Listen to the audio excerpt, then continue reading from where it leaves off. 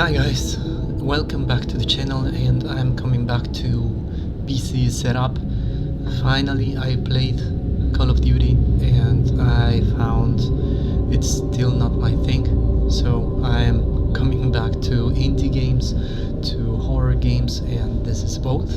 So it's supposed to be a very short game, maybe to be finished in 20 to 30 minutes, and it's a depiction of Lovecraft's short story, so it's a short game. I am writing this under an appreciable mental strain, since by tonight I shall be no more.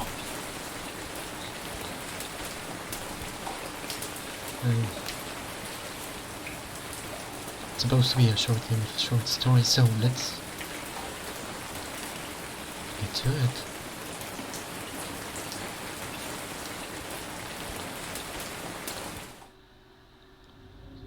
During the game you will encounter interactive elements. Some of them will allow you to continue your journey. Others reveal interesting facts about the original short story, its historical background, and the author. Some of the trivia is hidden. In order to find these secrets, focus your eyes and look for the Elder sign. Focus. You can also access the found facts later. They will be available in the main menu. Okay. Penniless, and at the end of my supply of the drug which alone makes life endurable, I can bear the torture no longer, and shall cast myself from this garret window into the squalid street below.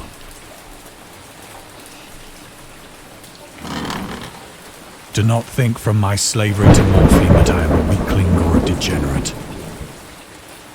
When you have read these hastily scrawled pages, you may guess, though never fully realize, why it is that I must have forgetfulness or death.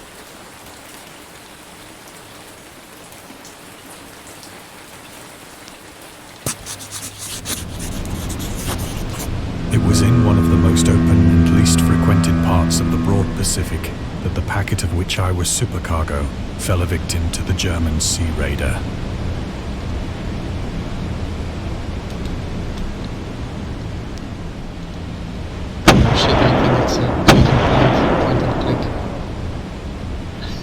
The Great War was then at its very beginning, and the ocean forces of the Hun had not completely sunk to their later degradation. So that our vessel was made a legitimate prize, whilst we of her crew were treated with all the fairness and consideration due us as naval prisoners.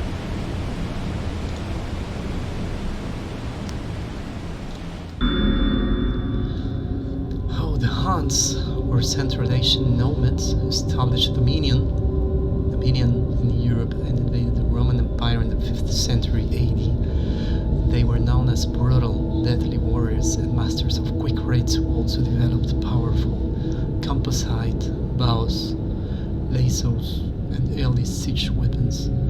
During World War I, the British used the word Hun as a synonym for Germans. In order to emphasize their brutality. However, the team originated when the German Emperor Wilhelm II gave a speech to his troops on 27th July 1900 before they embarked to China. Should you encounter the enemy, he will be defeated, no quarter will be given, prisoners will not be taken. However, falls into your hands is forfeited, just as 1,000 years ago the Huns under their king Attila made a name for themselves, one that even today makes them seem mighty in history and legend. May the name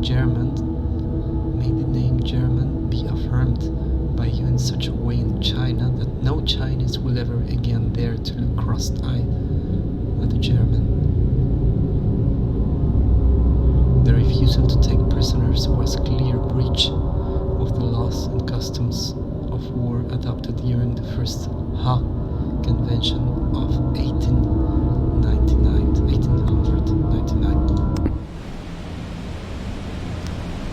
Okay, and we get to learn something. That's a good one. So liberal, indeed, was the discipline of our captors that 5 days after we were taken, I managed to escape alone in a small boat with water and provisions for a good length of time.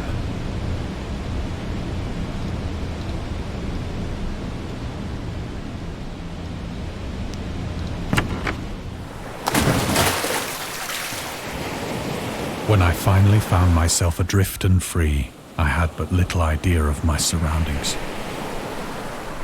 Never a competent navigator, I could only guess vaguely by the sun and stars that I was somewhat south of the equator. Of the longitude, I knew nothing, and no island or coastline was in sight.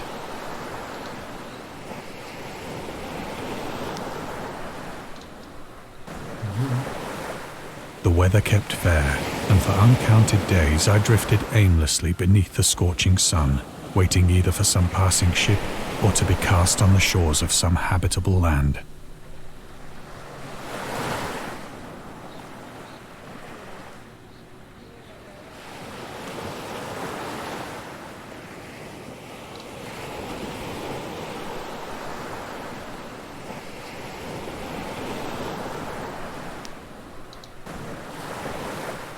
But neither ship nor land appeared, and I began to despair in my solitude upon the heaving vastness of unbroken blue.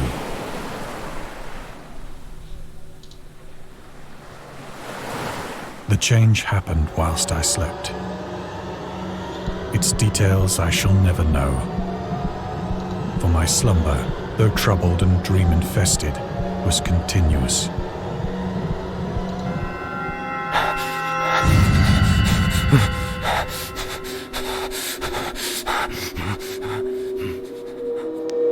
When at last I awoke, it was to discover myself half sucked into a slimy expanse of hellish black mire, which extended about me in monotonous undulations as far as I could see, and in which my boat lay grounded some distance away. Though one might well imagine that my first sensation would be of wonder at so prodigious and unexpected a transformation of scenery, I was in reality more horrified than astonished. For there was in the air and in the rotting soil a sinister quality which chilled me to the very core. The region was putrid with the carcasses of decaying fish and of other less describable things which I saw protruding from the nasty mud of the unending plain. Perhaps I should not hope to convey in mere words the unutterable hideousness that can dwell in absolute silence and barren immensity. There was nothing within hearing, and nothing in sight, save a vast reach of black slime. Yet the very completeness of the stillness and the homogeneity of the landscape oppressed me with a nauseating fear. The sun was blazing down from a sky which seemed to me almost black in its cloudless cruelty, as though reflecting the inky marsh beneath my feet.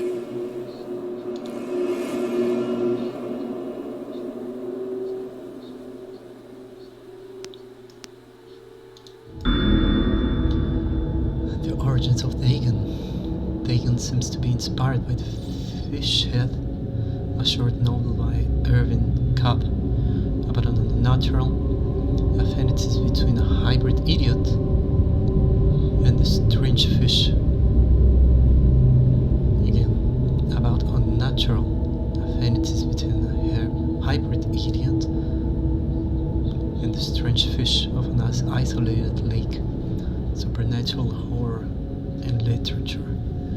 H.P. Lovecraft and Lovecraft's dream about a strange island emerging from the ocean and him crawling in the ooze that covered its surface. I dreamed that whole hideous crawl and can yet feel the ooze sucking me down. In defense of Dagon, H.P. Lovecraft's interest in the topic stemmed from his aversion to fish and sea smells. Sea smells. In his own words, I have hated fish and feared the sea and everything connected with it since I was 2 years old, but I cannot recall what earlier experience gave me such a profound and lasting aversion to the sea and seafood. The Dweller in Darkness, Lovecraft, 1927, Donald Wandray. I got it. Second thing, learned thing. Why Lovecraft always wrote about this. As I crawled into the stranded boat, I realized that only one theory could explain my position. Through some unprecedented volcanic upheaval, a portion of the ocean floor must have been thrown to the surface, exposing regions for which innumerable millions of years had lain hidden under unfathomable watery depths. So great was the extent of the new land which had risen beneath me that I could not detect the faintest noise of the surging ocean, straining my ears as I might. Nor were there any seafowl to prey upon the dead things.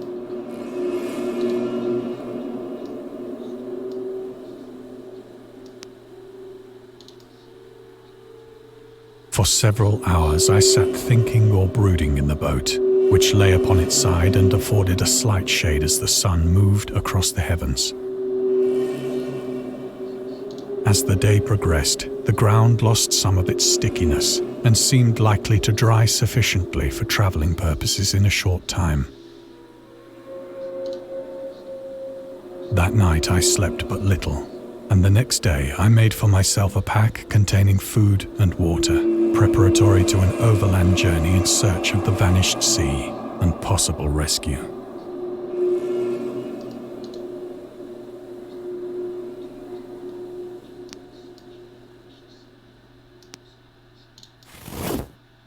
On the third morning, I found the soil dry enough to walk upon with ease. The odor of the fish was maddening, but I was too much concerned with graver things to mind so slight an evil, and set out boldly for an unknown goal.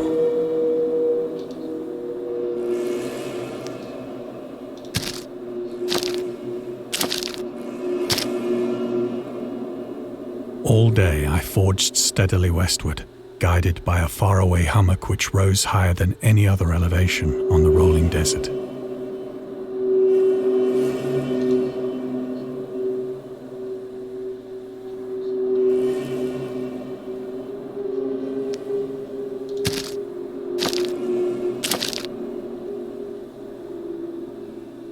It doesn't even have to be 3D. I mean, you could make the game in 2D and it'll be a click and point anyway, but it's good. That night, I encamped, and on the following day still travelled toward the hummock, though that object seemed scarcely nearer than when I had first espied it.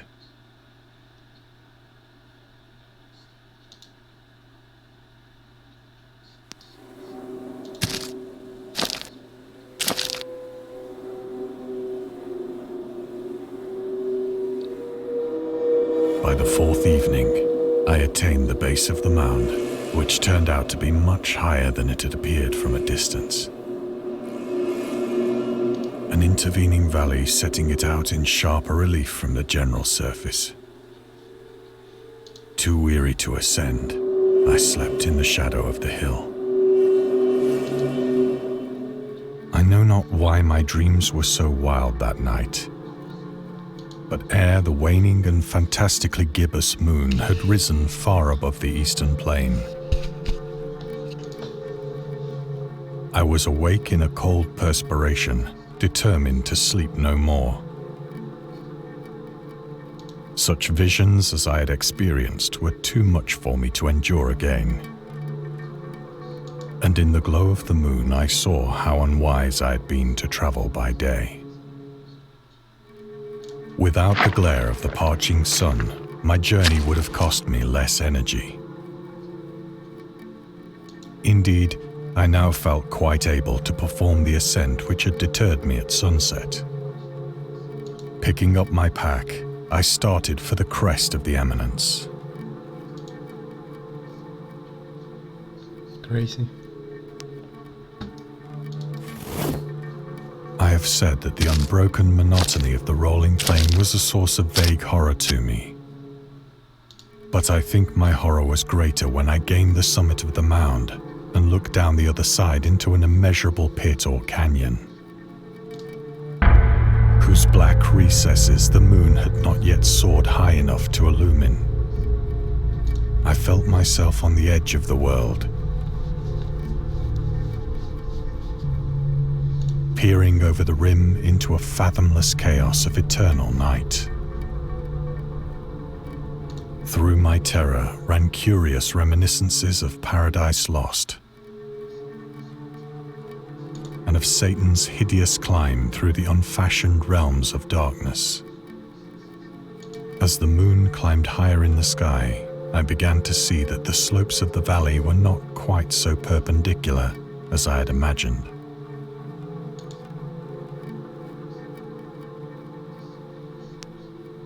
Ledges and outcroppings of rock afforded fairly easy footholds for a descent, whilst after a drop of only a few hundred feet, the declivity became very gradual.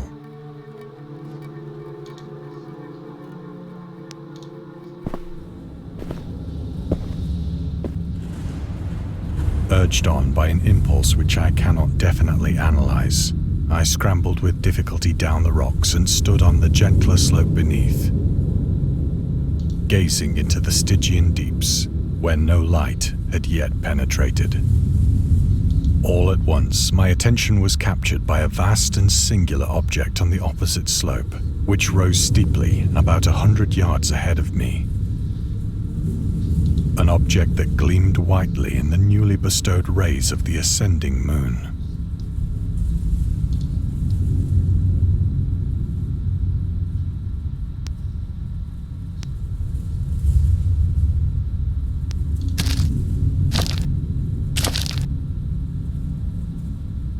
That it was merely a gigantic piece of stone, I soon assured myself. But I was conscious of a distinct impression that its contour and position were not altogether the work of nature. A closer scrutiny filled me with sensations I cannot express.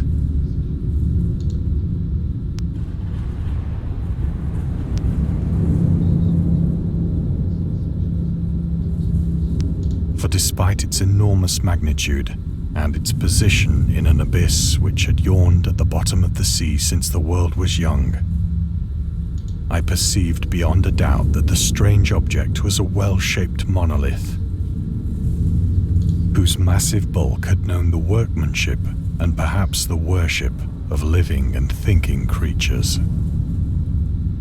Dazed and frightened, yet not without a certain thrill of the scientist's or archaeologist's delight, I examined my surroundings more closely.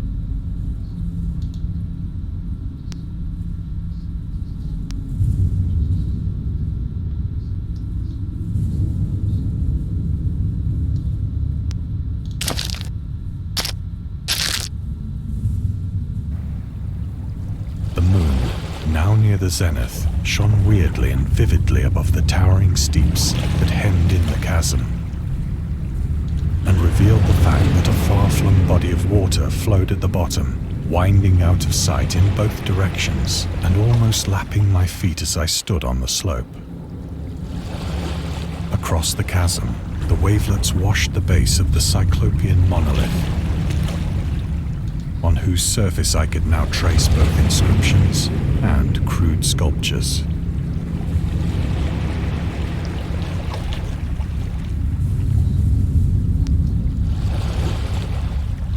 The writing was in a system of hieroglyphics unknown to me and unlike anything I'd ever seen in books, consisting for the most part of conventionalized aquatic symbols such as fishes, eels, octopi, crustaceans, mollusks, whales, and the like. Fishes?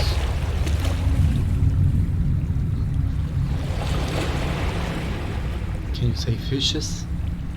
Several characters obviously represented marine things which are unknown to the modern world, but whose decomposing forms I had observed on the ocean-risen plain. It was the pictorial carving, however, that did most to hold me spellbound.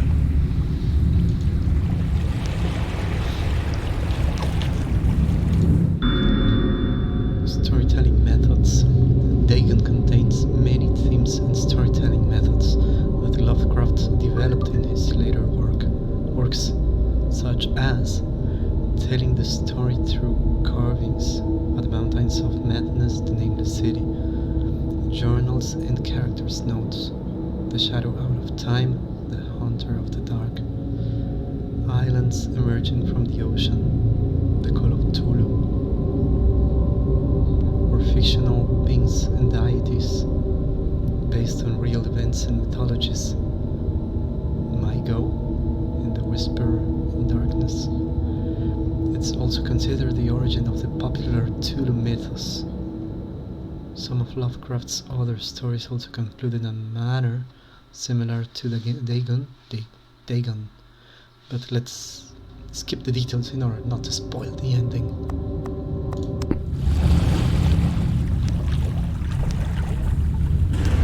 Plainly visible across the intervening water, on account of their enormous size, were an array of bas-reliefs whose subjects would have excited the envy of a Doré. I think that these things were supposed to depict men, at least a certain sort of men, though the creatures were shown disporting like fishes in the waters of some marine grotto. Fishes? Why fishes? Or paying homage at some monolithic shrine which appeared to be under the waves as well.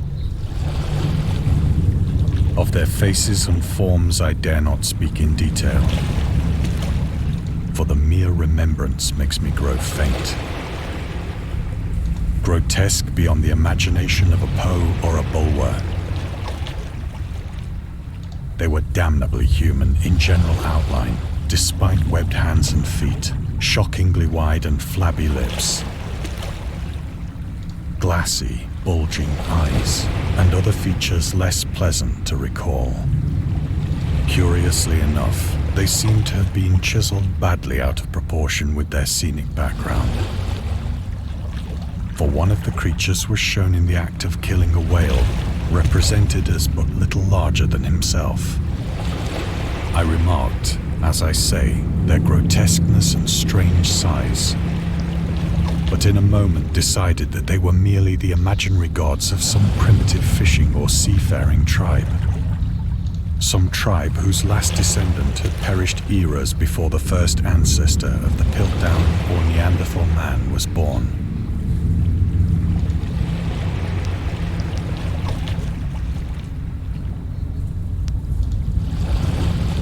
Awestruck at this unexpected glimpse into a past beyond the conception of the most daring anthropologist, I stood musing whilst the moon cast queer reflections on the silent channel before me. Then, suddenly, I saw it. Freaking octopus. With only a slight churning to mark its rise to the surface, the thing slid into view above the dark waters.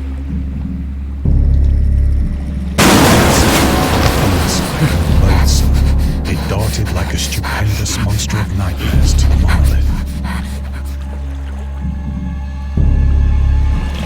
about which it flung its gigantic scaly arms, while it bowed its hideous head and gave vent to certain measured sounds. I think I went mad then. Yeah, for sure. Of my frantic ascent of the slope and cliff, and of my delirious journey back to the stranded boat, I remember little.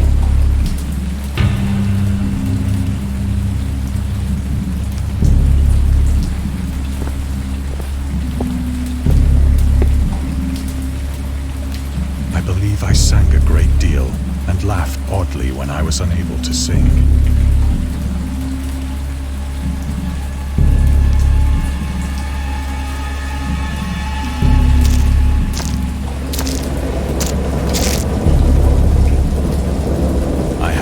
distinct recollections of a great storm sometime after I reached the boat.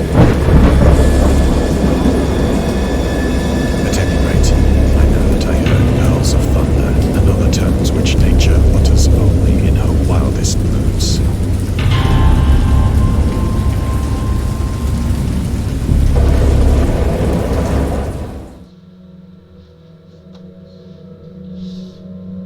When I came out of the shadows, I was in a San Francisco hospital.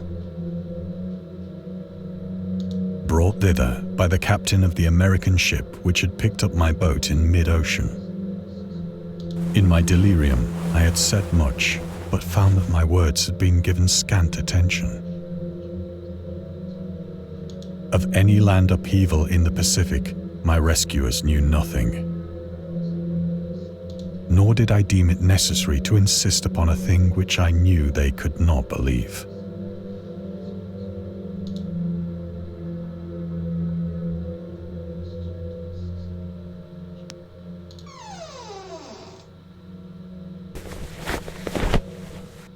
Once I sought out a celebrated ethnologist and amused him with peculiar questions regarding the ancient Philistine legend of Dagon, the fish god.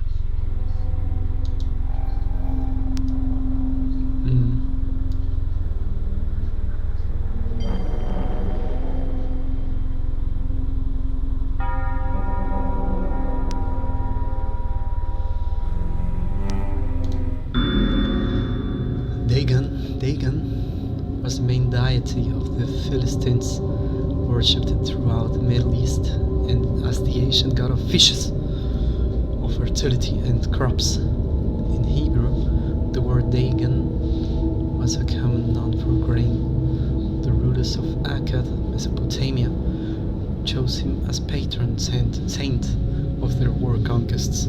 He also appeared as the judge of the dead in an Assyrian poem, and an underworld prison warder in one of the Babylonian texts. He is often mistakenly taken for a fish god due to the wrong interpretation of his name. As in Hebrew, the word Dag means fish, but correct is grain. In H.P. Lovecraft's work, Dagon is an underwater deity ruling over the deep ones, a humanoid race with fish traits that resides in the oceans. He is worshipped by a secret cult called the Esoteric Order of Dagon, the god of fishes and grains. But soon perceiving that he was hopelessly conventional, I did not press my inquiries. The Necronomicon, I read that one. That's crazy, that was crazy. Oh. August Derleth into the Tullus mythos. August Derleth was an American writer and anthologist.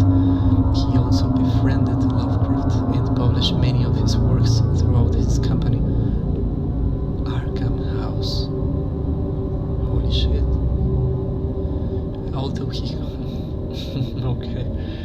Although he greatly contributed to the popularization of the author's works, after his death, he is surrounded by numerous controversies. One of his most questionable decisions involved introducing the good versus evil doctrine.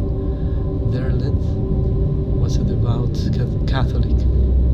August Derleth. To the Cthulhu mythos, which contrasted with Lovecraft's view of the world and his approach to cosmic horror. As a result, the author's works are often misunderstood and misrepresented in today's culture. One of his most questionable decisions involved in introducing the good versus evil doctrine.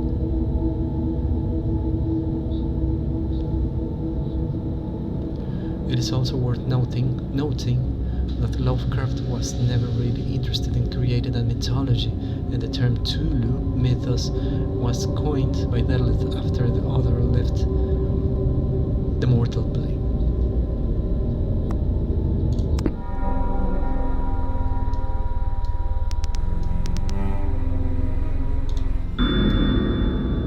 Oh, okay, we have hidden stuff. The marketer.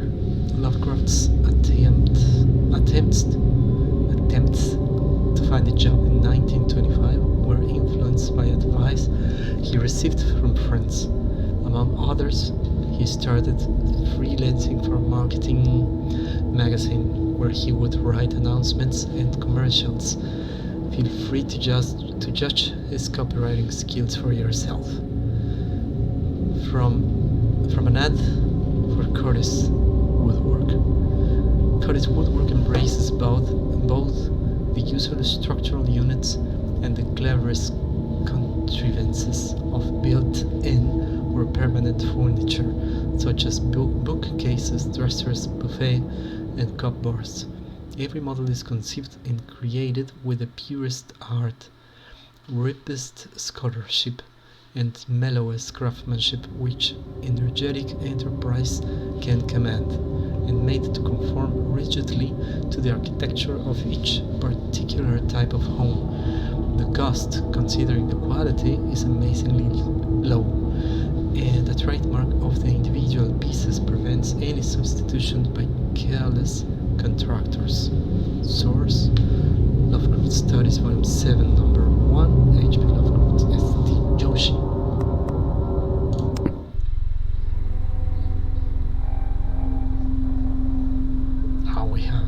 We have a message. Do you want to become famous? Yes, please.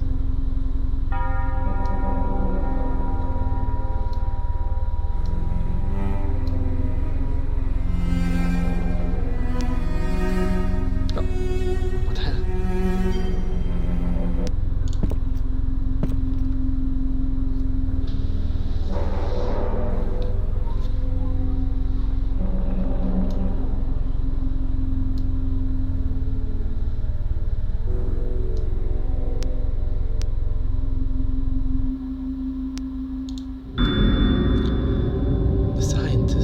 These days the word scientist is a widely accepted term, but at the time Dagon was published, it was subject to a wide debate.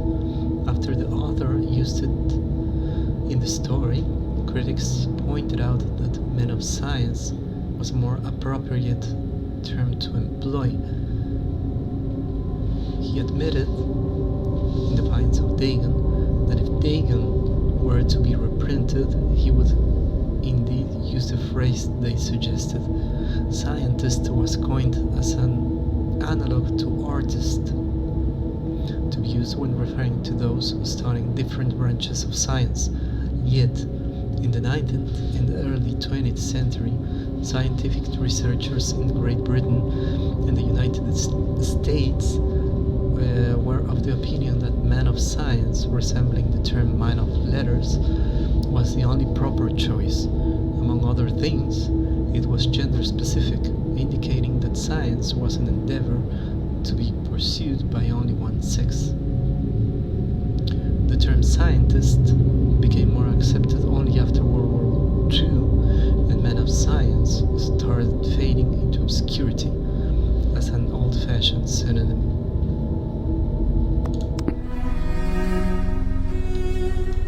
Crazy.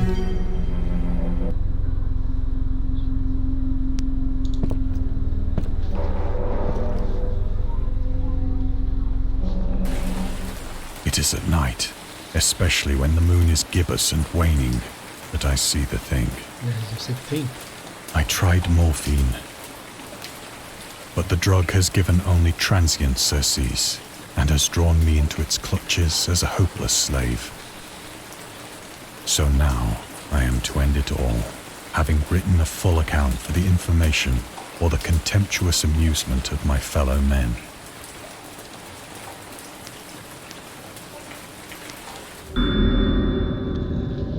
Lovecraft on tobacco and alcohol. Lovecraft hated tobacco, even though he used to smoke when he was 12, in order to look and feel like an adult. In his correspondence with friend Reinhard Kleiner, he claims that he quit and soon he started wearing long pants. That's a good idea. I mean, both of them. He also had a very strong opinion about alcohol, as evidenced by his letter to Celia Brown, dated 13th February 1928. As for the matter of drinking, I have never tasted intoxicating liquor and never intend to, having a strong aesthetic disgust at anything which blunts or coarsens the delicate natural equipoise of the evolved human intellect and imagination. That's also a good opinion. Drinking excited my personal repugnance, hence I don't drink. Let the herd do what they will. I am rather in favor of prohibition. The prohibition of any one antisocial force as well as any other. Man's source, the spirit of prohibition, Lovecraft's letters to Celia Brown. The hell is going on? Read Bishop H.P. Lovecraft, Sean Brainy, and Andrew Lehman.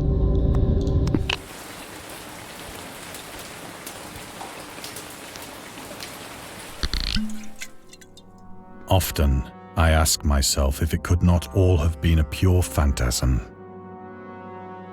A mere freak of fever as I lay sun-stricken and raving in the open boat after my escape from the German man-of-war. This I ask myself, but ever does there come before me a hideously vivid vision in reply. I cannot think of the deep sea without shuddering at the nameless things that may at this very moment be crawling and floundering on its slimy bed, worshipping their ancient stone idols and carving their own detestable likenesses on submarine obelisks of water-soaked granite. I dream of a day when they may rise above the billows to drag down into their reeking talons the remnants of puny, war-exhausted mankind. Of a day when the land shall sink and the dark ocean shall ascend amidst universal pandemonium.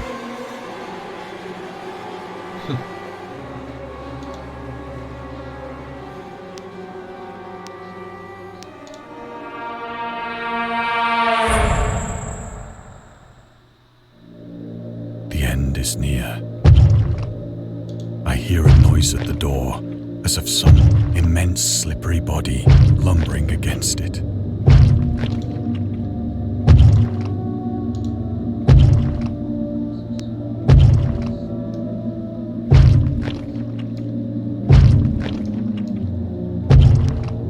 It shall not find me.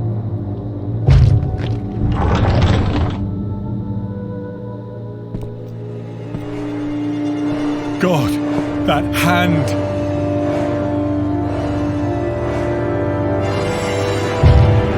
The window! The window!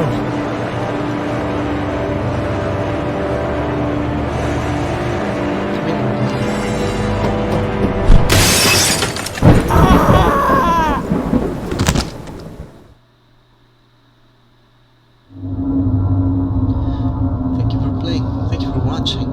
We hope you enjoyed immersing yourself in our little pool of cosmic horror. We would appreciate if you took a moment to rate Dagon, and check out our other games and DLCs.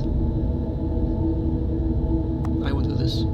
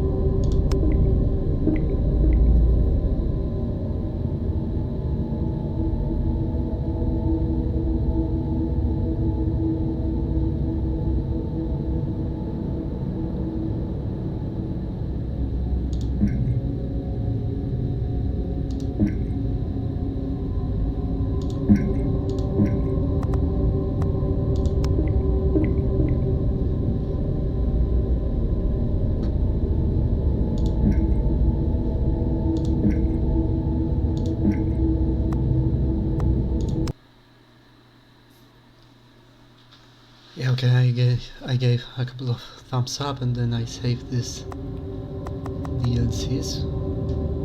Let's see what's this, Tales of Herring Lake.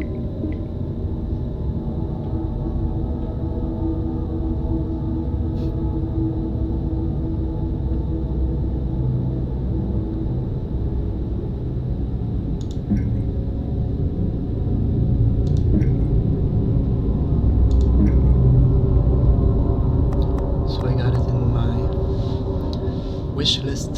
Continue start options trivia. Oh, they are the... we missed a lot.